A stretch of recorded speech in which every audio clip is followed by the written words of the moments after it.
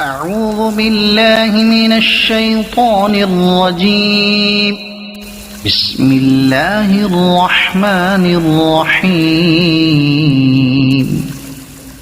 يا أيها المدثر قم فأنذر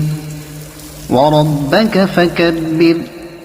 وثيابك فطهر والرجز فاهجر ولا تمنن تستكثر ولربك فاصبر فإذا نقر في الناقور فذلك يومئذ يوم عسير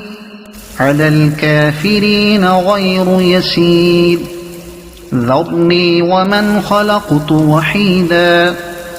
وجعلت له مالا ممدودا وبنين شهودا ومهدت له تمهيدا ثم يطمع أن أزيد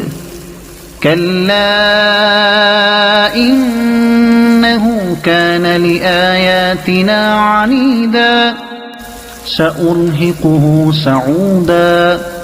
إنه فكر وقدر فقتل كيف قدر ثم قتل كيف قدر ثم نظر ثم عبس وبصر ثم أدبر واستكبر فقال إن هذا إلا سحر يؤثر إن هذا إلا قول البشر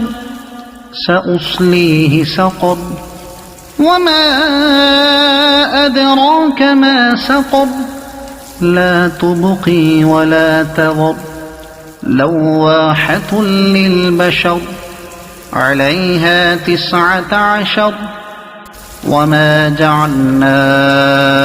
أصحاب النار إلا ملائكة وما جعلنا عدتهم إلا فتنة للذين كفروا ليستيقن الذين أوتوا الكتاب ويزداد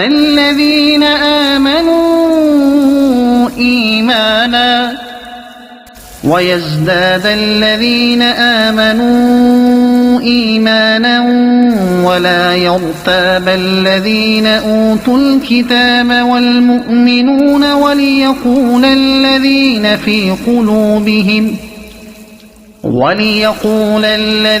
في قلوبهم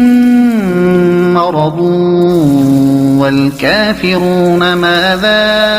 أراد الله بهذا مثلا كذلك يضل الله من يشاء ويهدي من يشاء وما يعلم جنود ربك إلا هو وما هي إلا ذكرى للبشر كلا والقمر والليل إذ أدبر والصبح إذا أسفر إنها لإحدى الكبر نذيرا للبشر لمن شاء منكم أن يتقدم أو يتأخر كل نفس بما كسبت رهينة إلا أصحاب اليمين في جنات يتساءلون عن المجرمين ما سلككم في سقر قالوا لم نك من المصلين ولم نك نطعم المسكين وكنا نخوض مع الخائضين وكنا نكذب بيوم الدين حتى أتانا اليقين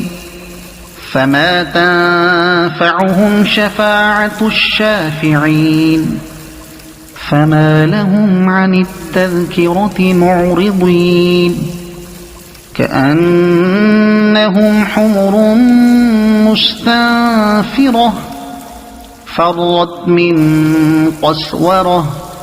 بل يريد كل امرئ منهم أن يؤتى صحفا منشرة كلا بل لا يخافون الآخرة كلا إنه تذكرة فمن شاء ذكره وما يذكرون إلا أن يشاء الله هو أهل التقوى وأهل المغفرة